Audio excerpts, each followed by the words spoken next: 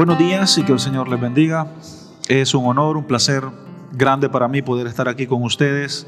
Un domingo más compartiendo, ¿no es cierto?, el precioso consejo de Dios. Romanos capítulo 8, versículo 28 hasta el 39. Pedimos la guía del Señor, pedimos el respaldo del Señor, ¿no es cierto?, para este tiempo de enseñanza bíblica. Y oramos para que usted también pueda, ¿no es cierto?, poner su mirada en el Señor y que el Espíritu Santo sea enseñándole lo que Él tiene para nosotros en esta mañana. El título de nuestro mensaje para esta mañana es Aunque pases por el fuego. Aunque pases por el fuego. Y tenemos el mensaje número 31 de nuestra serie Transformando y renovando nuestro entendimiento en Dios y en su palabra. Nada más que en Dios y nada más que en su palabra. Versículo 28 dice: Y sabemos que a los que aman a Dios, todas las cosas les ayudan para bien, esto es, a los que conforme a su propósito son llamados. Este versículo es uno de los versículos más famosos en la Biblia. Este versículo, Romanos 8:28, es uno de los versículos más usados en la Biblia y con regularidad también es uno de los versículos más mal usados en la Biblia, ¿ya? Es uno de los más conocidos, uno de los más famosos, es uno de los también más mal usados y mal interpretados en la Biblia. En primer lugar, mal usado porque a veces pensamos de que como todas las cosas nos funcionan para bien, vamos para el frente nomás, ¿ya? A veces pensamos que como todas las cosas funcionan para bien, el creyente, el cristiano, nunca va a tener problemas, nunca va a tener luchas, nunca va a tener desafíos, nunca va a tener escasez financiera, nunca va a pasar por enfermedades. Y cuando pasamos por las enfermedades nos quejamos y decimos, ya pues Señor, ¿y por qué me está pasando esto a mí? ¿Y qué nos supuestamente a los que amamos a Dios todo nos ayuda para bien? Y allí es donde muchos nos equivocamos y malinterpretamos o malentendemos este versículo, ¿ya? Ahora, esa es la primera parte. La segunda parte, en cuanto a cómo se debería, ¿no es cierto?, interpretar este versículo, es que aunque venga lo que venga, todo nos ayuda para bien.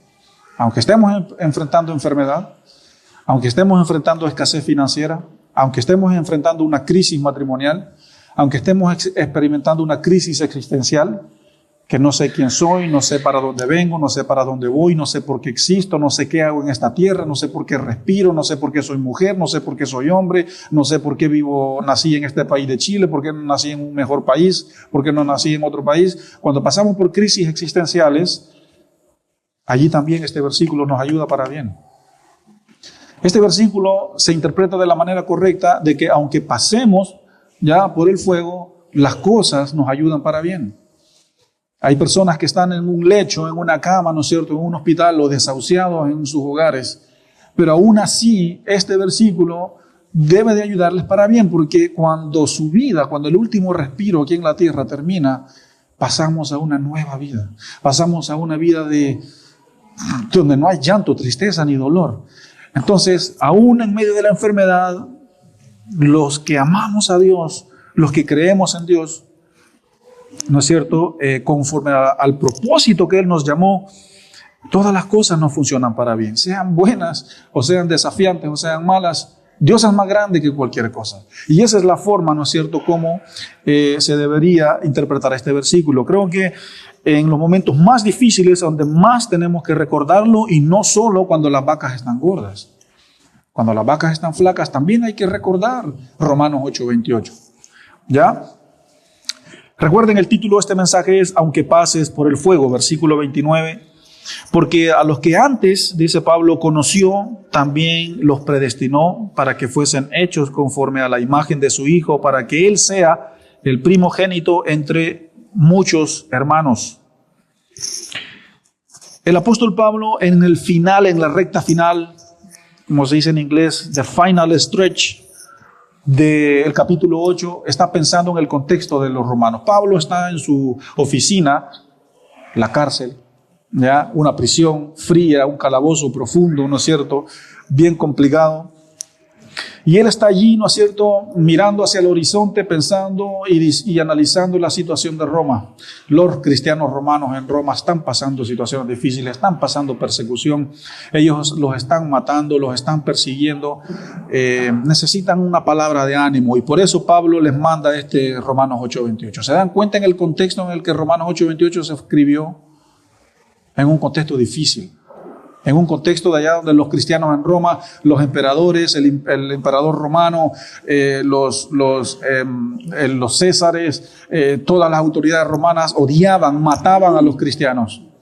Había una trifulca por allá, los judíos fueron. Había por allá, se robaron por allá, los judíos fueron. Los judíos, y un odio hacia los judíos, y pasaban persecución, pasaban hambre, pasaban también muchas dificultades, y en base a eso Pablo escribe Romanos 8:28. Entonces Romanos 8:28 es un versículo que se escribió para tiempos difíciles, no para tiempos abundantes. ¿De acuerdo? Y en el versículo 29 Pablo les recuerda ya de que los judíos, Dios desde antes que Dios crease el mundo, Dios ya había conocido, Dios ya había pensado en un pueblo llamado Israel, Dios ya había pensado en un pueblo, ¿no es cierto?, que se iban a dividir en 12 tribus. Por eso Pablo dice, recuerden, judíos, que desde antes Dios ya los conocía a ustedes, desde antes Dios ya los predestinó a ustedes para que fuesen la nación santa. Judíos, dice Pablo, y gentiles también ustedes, porque han venido a la fe, desde antes Dios ya los conocía para que fuesen un pueblo, desde antes Dios los conformó a la imagen de su Hijo para que fuesen como Él. Es lo que dice el versículo 29. Es un recordatorio para ellos. Y por ejemplo, esto lo entendió el apóstol Pablo. ¿Y dónde lo entendió? En Gálatas 1:15. Si usted puede ir a Gálatas, por favor, 1:15, o si lo pueden poner acá en la pantalla, nuestro querido y amigo Felipe. Gálatas 1:15 dice: pero cuánto, dice Pablo, pero cuánto le agradó a Dios que me apartó desde el vientre de mi madre y me llamó por su gracia. El apóstol Pablo entendió que desde antes él había sido apartado para un propósito específico.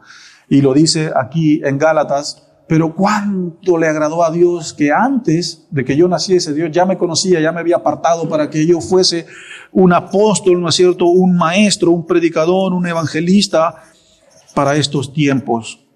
También esto lo dijo Jeremías, el profeta Jeremías, en el versículo 5 del capítulo 1. Antes que te formase en el vientre te conocí, le dijo Dios a Jeremías. Antes que nacieses te santifiqué y te di por profeta a las naciones. Esto fue cuando Jeremías estaba escuchando el llamamiento de Dios. También esto lo escribió el apóstol Pablo en Efesios 1:4. Efesios 1:4 dice: porque Dios nos escogió en Cristo antes de la fundación del mundo para que fuésemos santos y sin manchas delante de Él. Entonces Dios escogió a la iglesia, Dios los escogió a ustedes desde antes que ustedes nacieran, para que ustedes estuviesen sentaditos acá, teniendo una relación personal con Dios, y no solo aquí adentro, sino también allá afuera en su diario vivir. Desde antes de que nosotros naciésemos, Dios nos conocía, Dios ya sabía a lo que nos íbamos a dedicar. Yo a los 24 años descubrí, ¿no es cierto? Bueno, a los 19 años Dios me da este llamamiento misionero, y a los 24 años Dios me da ese llamamiento pastoral, pero antes de eso yo no tenía ni idea que iba a ser pastor. Ni se me pasaba por la cabeza.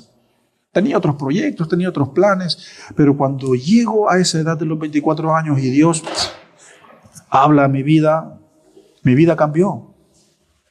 Pero el punto es iglesia, que Pablo les está recordando a los judíos de Roma: recuerden quiénes son, recuerden de dónde vienen, y ustedes también, gentiles, recuerden que desde antes Dios ya los ha escogido para que cumpla su propósito en ustedes. Versículo 30. Y a los que predestinó, a estos también llamó, y a los que llamó, a estos también justificó, y a los que justificó, a estos también glorificó. Hay muchos aquí, ¿ya? Pero estos versículos describen el proceso de Dios. ¿Cuál es el proceso de Dios? Él dice: escogió, llamó, justificó y glorificó. 4 puntos. Llamó, escogió, justificó y glorificó. En primer lugar, Dios escogió a un pueblo, Dios escogió ¿no es cierto?, a los profetas, Dios escogió a los apóstoles, Dios escogió que su Hijo mismo viniera aquí a la tierra. Dios los ha escogido, ¿no es cierto?, a ustedes para que sean hijos de Dios. Dios me ha escogido a mí para que sea su hijo. Dios nos escogió, entonces Dios escoge. Y cuando Dios escoge, Dios llama. El llamamiento santo, un llamamiento para que tengamos una vida gobernada por Cristo y guiada por el Espíritu Santo, primeramente, y de allí para allá, si tienes un llamado, si tienes un don específico, se usa para el reino de Dios. Pero Dios escoge, Dios llama, y después que Dios llama, Dios justifica. La palabra justificado o justificación significa ser declarado inocente, es decir, perdona. Justificación significa ser perdonado, justificación significa ser declarado inocente. Dios escoge, Dios llama, Dios justifica, Dios perdona, es decir, perdona. Y Dios glorifica. Y cuando hablamos de glorificación es que Dios nos da una vida nueva. Dios nos pone en una posición de honra, en una posición en la que Dios glorifica a sus hijos. Yo glorifico a mis hijos, ya yo les afirmo su identidad, les digo que los quiero, les digo que los amo. Aún cuando los cuidamos, aún cuando mi esposa también los baña, les corta las uñitas, está glorificando a su hijo, lo está cuidando, se está preocupando por él. Y eso es parte también de exaltar a un hijo. Y Dios eso es lo que hace con sus hijos, y por eso la respuesta recíproca de sus hijos es que nosotros también glorifiquemos aún más a Dios. Entonces Dios escoge, Dios llama, Dios justifica, es decir, perdona, y Dios glorifica. Dios se glorifica en nuestras vidas, y ese es el proceso de Dios. Y eso es lo que dice el versículo 30, y es lo que Pablo les está recordando ya a los judíos y gentiles en Roma, y a los que Dios predestinó también los llamó, y a los que llamó también los justificó, y a los que justificó también glorificó. Así que ustedes, en medio de la situación, en medio de la circunstancia, en medio de la prueba, en medio de la crisis, en medio de la muerte que están enfrentando, vamos arriba, glorifiquen a Dios, porque Dios en el día postrero los glorificará a ustedes. No se me desanimen, no se me echen para atrás. Son la iglesia de Dios, somos la iglesia de Dios. Y los elementos y los recursos que Dios nos ha dado son para todos los tiempos. La iglesia es un órgano que tiene vida, como el corazón, como el hígado, como un pulmón, como el cerebro. Son órganos que tienen vida, y la iglesia ha sido diseñada para enfrentar todos los tiempos en la sociedad. Tiempos difíciles, tiempos malos, tiempos de escasez, de abundancia. La iglesia ha sido diseñada con la gracia de Dios, con el poder del Espíritu Santo, con el poder de la palabra de Dios, para que enfrente tiempos difíciles. Dios la ha revestido con poder, la ha escogido, la ha llamado, la ha justificado y la ha glorificado, y la glorificará en el día postrero. Y hay un ejemplo de glorificación en 2 de Samuel capítulo 9 con este hombre llamado Mefiboset. Creo que todos conocen más o menos la historia. Estaba el rey David, ¿no es cierto?, que tenía un gran amigo, su amigo Jonatán. Jonatán había muerto ya. Y cuando David, ¿no es cierto?, sube al trono después de Saúl, dice: yo quiero hacer misericordia con la familia de Jonatán, mi amigo. ¿Habrá alguien en todo el reino de Israel que sea familia de mi amigo Jonatán? Porque yo quiero bendecirlo. Y alguien dice: sí, allá hay un hombre que se llama Mefi. Y Mefi tiene un hijo que se llama Mefiboset. Vayan a traerlo, dice David. Y lo fueron a buscar, y era un hombre paralítico, cojo, lisiado de los pies. En ese tiempo no existían las sillas de ruedas, pero se usaban camillas hechas con cueros, con varas y cueros, y allí trasladaban a la gente y se lo traen. Tú eres Mefiboset, yo soy Mefiboset. Muy bien, yo soy el rey David y yo soy el hombre más poderoso de esta nación, ¿ya? Y desde ahora en adelante tú te vas a sentar en mi mesa, tú vas a comer conmigo, tú vas a vivir conmigo, tú vas a vivir en este palacio, porque yo le prometí eso a tu padre. Y esa es una representación de Dios con su iglesia. David es Dios, es Jesús o Cristo, Dios. Y Mefiboset es la iglesia, una lisiada, una herida, una imperfecta. Y le dice: ven, yo hice un pacto, y desde ahora en adelante tú comes en mi mesa. Desde ahora en adelante tú eres parte de nosotros. Y eso es ser glorificado. Eso es lo que dice el versículo 30. Nos muestra el proceso de Dios, que tiene esos 4 puntos. Dios escoge, Dios llama, Dios justifica, lo cual es perdona, y Dios glorifica, lo cual es Vivir con Dios, estar con Él, ser parte de Él. Así que no lo olviden, amigos creyentes de allá de Roma, dice Pablo, vamos arriba, vamos para arriba. Versículo 31. ¿Qué pues diremos a esto? Si Dios es por nosotros, ¿quién contra nosotros? Hay libros, hay canciones, hay seminarios, hay campamentos de niños, hay escuelas, seminarios, todo en todo el mundo con este título. Si Dios está con nosotros, entonces ¿quién contra nosotros? Y eso se los está diciendo el apóstol Pablo a aquellos que estaban siendo perseguidos, aquellos, ¿no es cierto?, que eran capturados, los mataban y los empalaban y los amarraban en una estaca y los ponían enfrente, ¿no es cierto?, de la entrada del palacio, les prendían fuego y con eso se iluminaba, ¿no es cierto?, el palacio del rey. ¿Qué tal? Del emperador. Para eso se usaban los cristianos.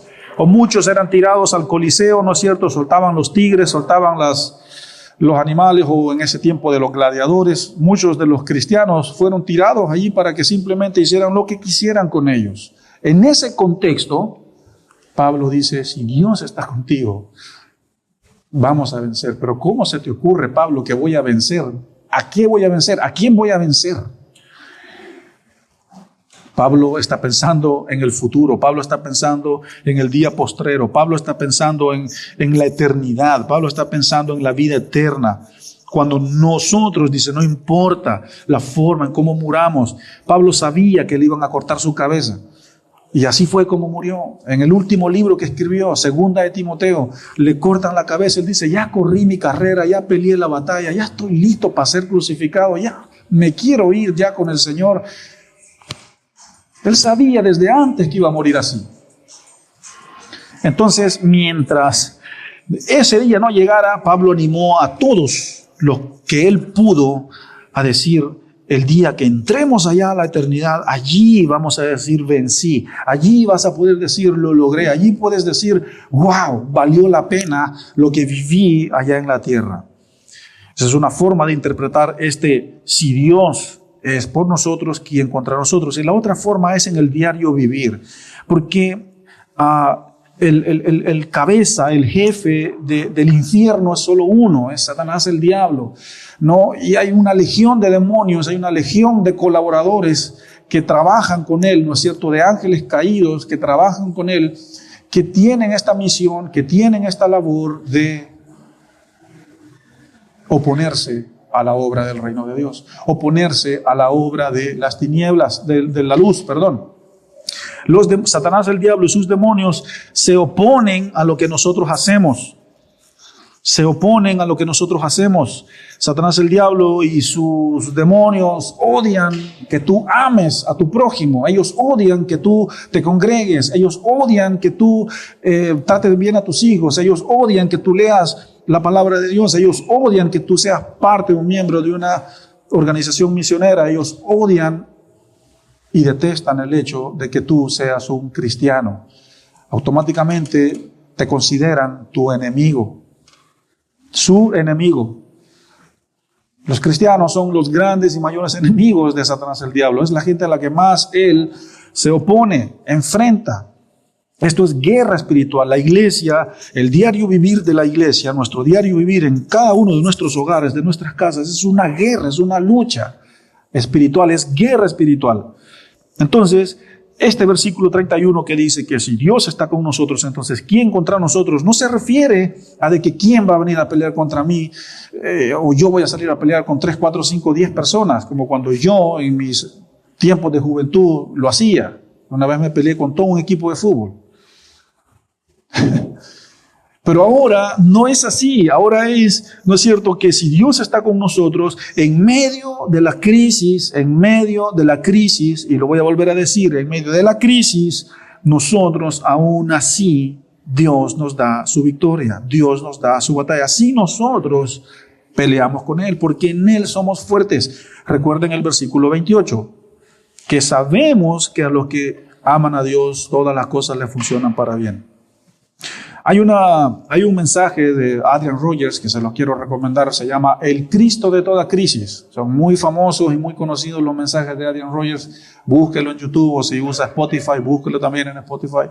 El Cristo de toda crisis, anótelo y lo puede buscar, es muy importante. Y Adrian Rogers en ese mensaje dice de que la vida del creyente es como la línea del tren, los rieles del tren.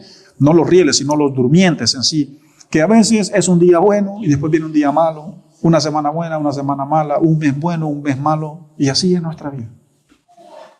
Buenas noticias. ¿Ya? No es que todo nos va a ir bien, como en aquellas iglesias que tú entras y dices, si usted da, si usted ofrenda, si usted diezma, Dios te va a dar mucho. No, amigo, no es así. Lo que nosotros tenemos que decirle a la gente es, venga al Señor y va a enfrentar más problemas. Venga al Señor y va a enfrentar más oposición. Pero en medio de todo, el título de este mensaje es, aunque pases por el fuego. Aunque pases por el fuego. Versículo 31. El que no escatimó, ya, el que no se mosqueó, el que no se molestó, escatimó, el que no fue tacaño, el que no... Tiene muchos significados la palabra escatimar, versículo 32. El que no escatimó ni a su propio hijo, sino que lo entregó por todos nosotros. ¿Cómo entonces ese Dios no nos dará también más? Y aún todas las cosas, dice el versículo 32. Dios no dudó ni le tembló el pulso para dar a su Hijo para morir por nosotros. Mucho menos entonces Dios nos dará y hará cosas por nosotros. Este es un versículo con promesa. Es un versículo con promesa.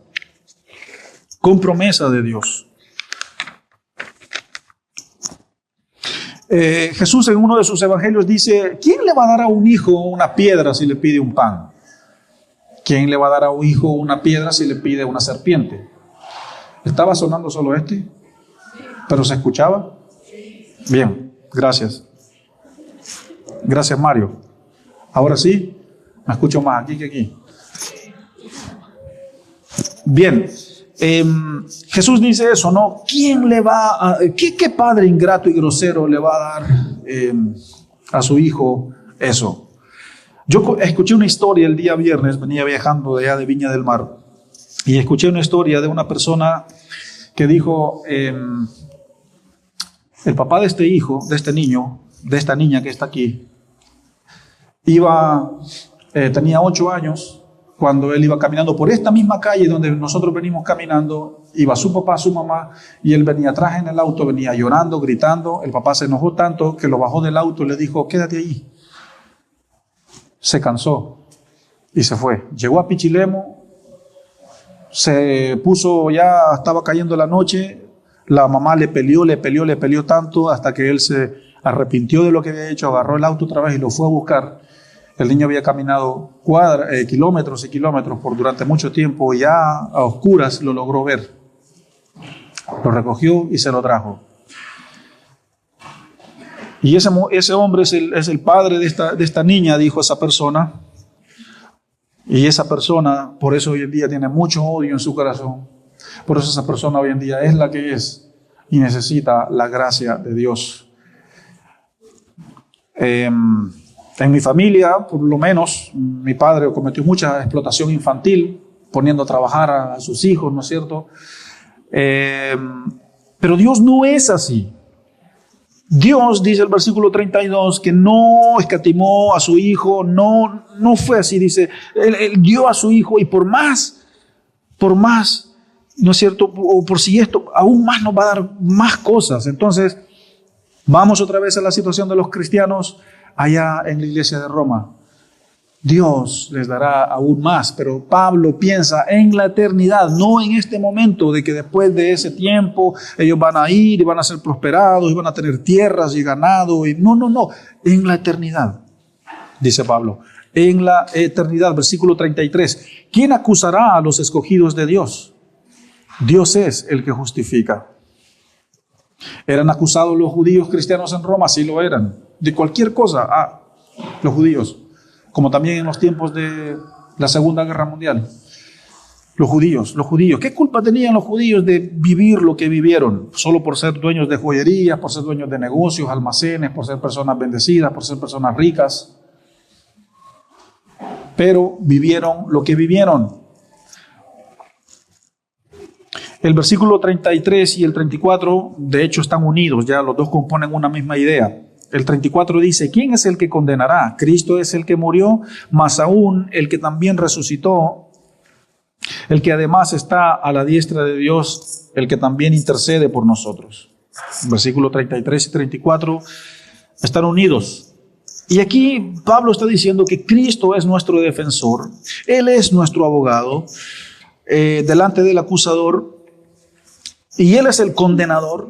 Satanás, el diablo, Él aboga y pelea y se obsesiona por hacernos retroceder. Pero Jesús dice, Pablo dice en estos versículos, ¿quién nos va a acusar? Bueno, Satanás, el diablo, es el que acusa. Satanás, el diablo, es el que condena. Pero él dice al final del versículo 34, hay uno que intercede por nosotros. Más atrás en el capítulo 8, él mencionaba que el Espíritu Santo intercede con gemidos indescriptibles por nosotros. Eso es algo que tú y yo jamás lo escucharemos, pero es una realidad en el mundo espiritual que lo que está dentro de nosotros intercede por nosotros delante de Dios. No sé, quizás dirá que no caiga en tentación, líbralos del mal, líbralos de una enfermedad, líbralos de la muerte, pero con gemidos indescriptibles, y son cosas que estoy seguro que nos asustaríamos si supiéramos cómo el Espíritu de Dios adentro de nosotros intercede delante de Dios por nuestra vida. Y también, ¿no es cierto?, sabemos que Jesús es y cumple ese rol de abogado. Dios es el juez, el acusado, ¿no es cierto?, por el motivo por el cual tú estás, ¿no es cierto?, en ese lugar es Satanás, el diablo, el que acusa, pero tenemos a Cristo que es nuestro abogado. Él aboga por nosotros. Él, con su sacrificio y su muerte, ¿no es cierto?, abogó por nosotros, dándonos así paz con Dios. Ahora, todos los versículos que Pablo va a mencionar desde el 35 hasta el 39, todos estos versículos Pablo los va a mencionar a causa de las tribulaciones que los cristianos estaban viviendo en Roma, y esto está escrito para animarnos a nosotros hoy en día a medida que pasamos y enfrentamos dificultades. Los versículos 35 al 39 están escritos para animar, están escritos para fortalecer, están escritos para levantar, para poner de pie la fe de muchos. Año 58, después de Cristo, se escribe la carta de Romanos. Pablo nunca había estado en Roma. Le llevaron un reporte diciendo, así están las cosas allá. Ellos necesitan ánimo. Y Pablo, ¿no es cierto?, ya después de tanta doctrina, después de tanta profundidad, llegando al final del capítulo 28, Pablo dice, les voy a escribir una palabra de ánimo, les voy a animar, los voy a levantar en la fe. Y así es como el versículo 35, 36 y 37 componen también una misma idea, y lo vamos a leer los tres de una vez. ¿Quién nos separará del amor de Cristo?, dice Pablo. ¿Quién nos va a separar del amor de Cristo? Amigos creyentes que viven y sufren allá en Roma. ¿Tribulación? No. ¿Angustia? No. ¿Persecución? No. ¿Hambre? No. ¿Desnudez? No. ¿Peligro? No. ¿Espada? No.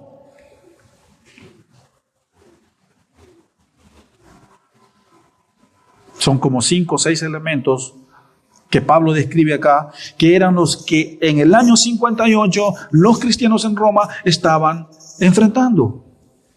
¿Hay alguien aquí que está enfrentando espada? ¿Hay alguien aquí que está enfrentando persecución? ¿Hay alguien en esta iglesia que está enfrentando algo parecido a lo que estos hombres allá y mujeres estaban enfrentando? Entonces Pablo dice, entonces ni lo que estás enfrentando te podrá separar del amor de Dios. Porque el amor de Dios es fuerte, el amor de Dios es furioso, el amor de Dios es poder, y a los que están en Él no deben de sentirse condenados, no deben de sentirse acusados, no deben de sentirse como se sienten. Como está escrito, dice el versículo 36, por causa de ti somos muertos todo el tiempo, somos contados como ovejas del matadero. Este versículo que está escrito aquí está escrito en el Antiguo Testamento, escrito por uno de los profetas, diciendo que por causa de Cristo los cristianos son como ovejas llevadas al sacrificio.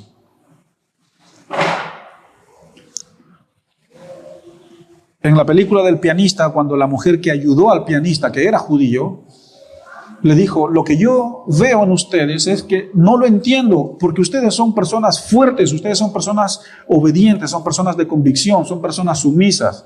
Los alemanes vienen, los pegan, los golpean, los matan y ustedes no dicen nada. ¿Cómo es posible? El judío tenía esa mentalidad de que en Dios ellos son fuertes, de que en Dios es una raza, es una sangre distinta que dice y que piensa y que afirma de que si enfrentan la muerte, bien, verán a Dios. Eso es una característica, es una fortaleza del judío. Versículo 37, antes en todas las cosas somos más que vencedores por medio de aquel que nos amó, dice Pablo en el 37. Una vez más, Pablo dice, somos más que vencedores. Iglesia, mientras no llegue ese día en el que vamos a dar nuestro último suspiro aquí en la tierra, Dios nos dará la victoria en Dios, no afuera de Dios, sino en Dios nosotros venceremos la dificultad, la depresión, el trauma, las heridas, el dolor, el luto, el duelo, la crisis que nosotros estamos enfrentando, la adicción que nos está matando, en Dios, en Dios, en Dios, en Cristo, en el Espíritu Santo, rodeado de gente que Dios te pone, rodeado de discipuladores, rodeado de personas que Dios te fortalece, y aún en eso y por encima de eso, somos y seremos más que vencedores. Este libro fue escrito para tiempos difíciles, para tiempos duros, para tiempos brutales.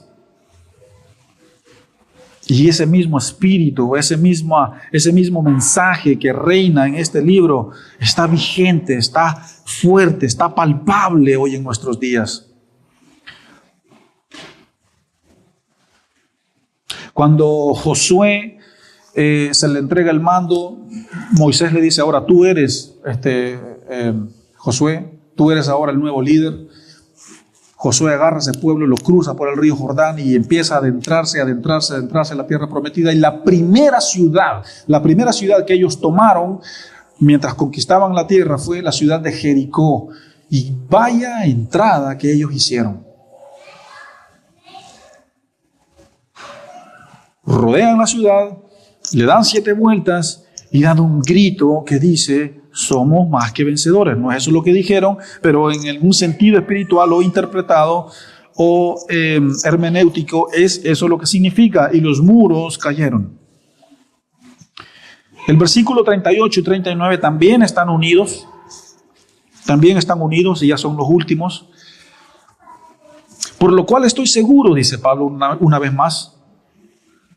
Y ponga atención, por favor, porque Pablo va a describir los elementos que ellos estaban enfrentando allá, así como los que dijo en el versículo 35 de tribulaciones, angustia, espada, persecución, hambre, peligro, espada, angustia, desnudez.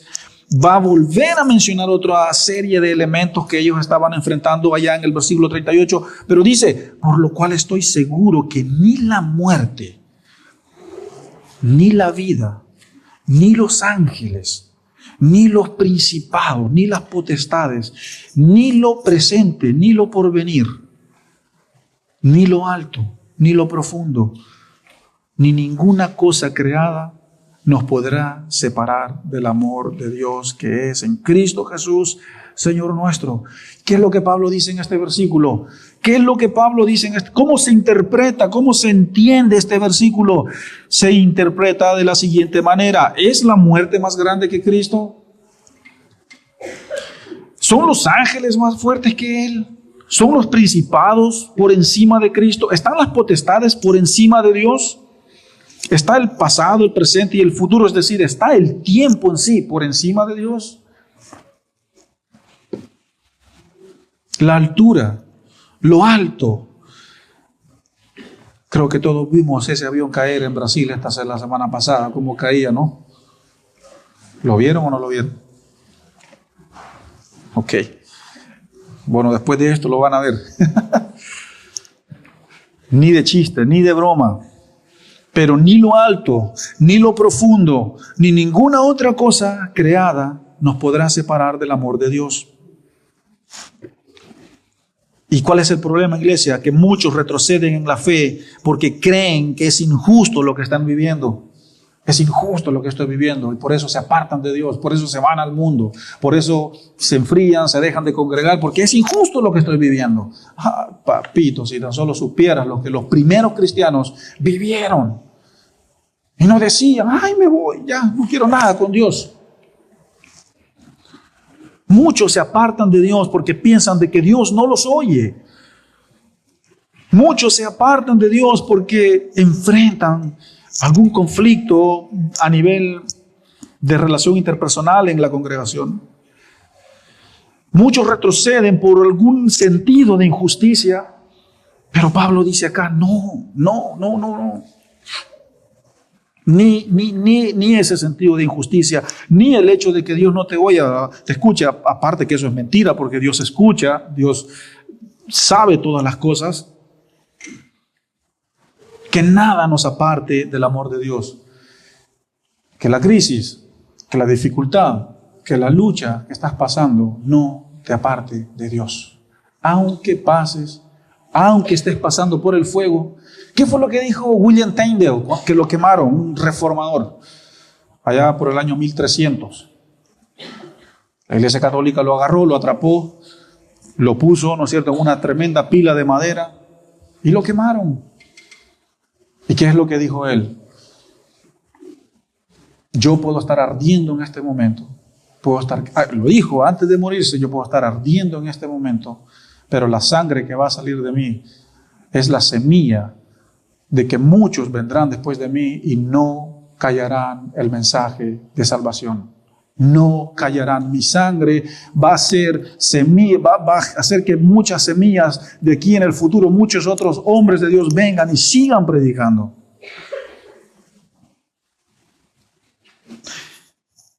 Que la circunstancia que estás viviendo en este momento no te aparte de Dios. ¿Por qué? No lo digo yo, lo dice Dios en su palabra, y escuchar la voz de Dios es leer su palabra, lo que dice Romanos 10, porque el oír viene por la palabra de Dios y el oír por fe. Entonces, si usted, de la forma mejor como Dios te habla a la mente y a tu oído es a medida que tú vas leyendo la Biblia. Cuando tú vas leyendo y leyendo, todo lo que vas pensando, recibir, esa es la voz de Dios. ¿Y qué es lo que Dios te está diciendo en este momento? De que nada en esta vida te aparte de mí, dice Dios, que nada te separe de mí, que nada te aparte de mí, ni tribulación, ni espada, ni angustia, ni la muerte, ni lo alto. El libro de Hebreos nos dice que la supremacía de Cristo, todo está abajo de sus pies. Para terminar, Isaías 43:2. Si no lo puedes poner acá, Felipe, por favor. Isaías 43:2. Cuando pases por las aguas, yo estaré contigo, y si por los ríos, no te ahogarán. Cuando pases por los ríos, no te ahogarán. Cuando pases por el fuego, no te quemarás, ni la llama arderá en ti. No vayan a salir de aquí y vayan a ir a intentar prender fuego y pasar por el fuego. Se van a quemar, ¿ya? No vayan a hacer eso. Esto es en un sentido figurado, esto es en un sentido espiritual, haciendo alusión que el fuego es la dificultad, el fuego son las tormentas de la vida que pasaron los profetas, que son los pilares del Antiguo Testamento. Lo que sostienen el Antiguo Testamento son los profetas, porque todo lo demás se pudrió, excepto los profetas y la ley de Dios. Pero todo lo demás. Entonces, sé que algunos y varios en esta congregación están pasando por el fuego, ya sea por decisiones equivocadas que se han tomado, ya sea por consecuencia de lo que se decidió, ya sea por algún tipo de crisis por algún tipo de escasez financiera, ya sea por algún tipo de adicción, ya sea por un tipo de problema de carácter, de temperamento, ya sea por algún tipo de vituperio que estás viviendo, algún tipo de chisme que andarán por allí. No importa. No importa. Que la situación que yo estoy viviendo en este momento, que no me aparte de Dios, que no me separe del amor de Dios, que no me aparte, Señor, de tu amor. Pablo dice, hermanos cristianos de Roma, lo que están viviendo a nivel de sociedad y a nivel espiritual es muy duro. Están enfrentando mucha oposición, mucha dificultad. ¿Qué es? ¿Qué es lo que ellos tienen para decirnos a nosotros hoy en día? ¿Qué es lo que el testimonio de la iglesia temprana tiene para decirnos hoy en día? No te alejes de Dios. Si ellos nos pudiesen decir algo, y los apóstoles también nos dirían, no te alejes de Dios por las circunstancias que vives. Permanece. Permanece. A veces nosotros estamos ahí en la casa, estamos jugando con los niños y Wesley tiene esta característica. Hay algo que no le gusta, se enoja, se levanta y se va para allá abajo. Al ratito vuelve. Pero muchos, nosotros somos así en la fe. Vemos algo, nos vamos nomás, nos vamos, me voy. No quiero nada, Señor. No quiero ir más a la iglesia. No, somos como niños de 3 años, de 4 años. Y yo me incluyo. No es venir a pararse acá y decir ustedes. No, sí, oigan, este mensaje también es para mí. También es para mí. Entonces, que la situación no te aparte del amor de Dios. Vamos a orar y que el Espíritu Santo haga el resto. Gracias, Señor, por tu verdad. Gracias por el testimonio, Señor, de los primeros cristianos. Gracias, Señor, por esta palabra que nos dice, Señor, que ni la tribulación, ni la angustia, ni la persecución, ni el hambre, Señor, ni la desnudez. Y en nuestros tiempos esto es, ni la crisis, ni la adicción, ni la depresión, ni la condenación, ni nada, Señor, nada es más fuerte que ti, nada es más poderoso, Señor, que el poder de la cruz, nada es más fuerte, ni la rebelión, ni la desobediencia, ni la inmoralidad sexual. Ya no importa el pecado que fue cometido ayer o la semana pasada, la semana antepasada. Señor, hoy estoy aquí y por causa de mi decisión estoy pasando por el fuego, pero el versículo 39 me dice que ni lo alto, ni la muerte, ni nada, Señor, me puede separar de ti. Y que eso más bien no me separe de ti. ¿Qué es lo que estamos viviendo? ¿Qué es lo que estamos viviendo? ¿Qué es lo que nos impide? ¿Qué es lo que nos enoja tanto que nos alejamos de Dios? ¿Qué es lo que nos molesta tanto? ¿Qué es lo que me frustra tanto que por esa actitud me enojo, me voy, me aparto? Señor, ayúdanos a poner la mirada, Señor, en ti, porque somos llamados, somos escogidos, somos perdonados y somos glorificados en ti, Señor. Ese es el proceso de Dios. Señor, hoy día queremos decir, esta situación, aunque me cierren las puertas, aunque yo me voy a levantar, yo me voy a recuperar, porque en ti, Señor, soy fuerte. Y porque en ti soy más que vencedor, aunque pase por el fuego. No me quemaré, no me ahogaré, aunque pase por las aguas, porque Dios está conmigo. Señor, este es un mensaje hacia la fe, este es un mensaje hacia la conciencia, este es un mensaje hacia la fe cristiana. Y la esencia, Señor, de esta iglesia es tu palabra. La esencia, Señor, el motor, Señor, de esta iglesia es tu palabra, es tu Espíritu Santo.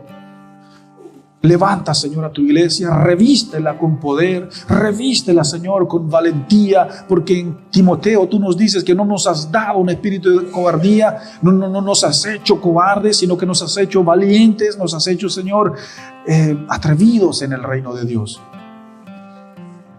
En el nombre de Jesús, Señor, te bendecimos. Amén y amén. Recuerda suscribirte a nuestro canal y activa las notificaciones para que no te pierdas ninguno de nuestros sermones.